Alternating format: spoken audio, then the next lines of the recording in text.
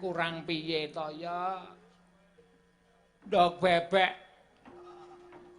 sing maune loro saiki mbokong 5. Ewadene ya ora ana kasiyate.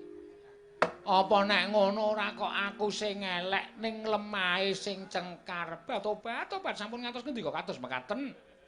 Panjenengan ngaten menika lajeng dakwa kalian kula mujudaken setunggiling siti ingkang cengkar. Nuwun sewu penemban, menawa dipun keparengaken wonten tiyang ingkang kedah nyebar winih dhateng kula. Hus. Aja ngawu gawar ngawur. Konjuk kaya ngono nggonmu duwe atur karo aku. Lah inggih menika sampun ngantos lepataken dhateng kula. Kula kinten sanes sitinipun ingkang cengkar nanging tumrap kula menika mujudaken satunggiling winih ingkang gabuk. Ternyatanipun winihipun tiyang sepuh menika sampun boten wonten isinipun menapa-menapa. Ditandurana ya ora bakal iso tukul, ditandurana lemaning subur ya ora bakal tukul. Menika tumrap kula panjenengan ingkang lepat. Nek ngono kowe ceca nyalake aku. Mongko sadurunge aku duwe bojo kowe.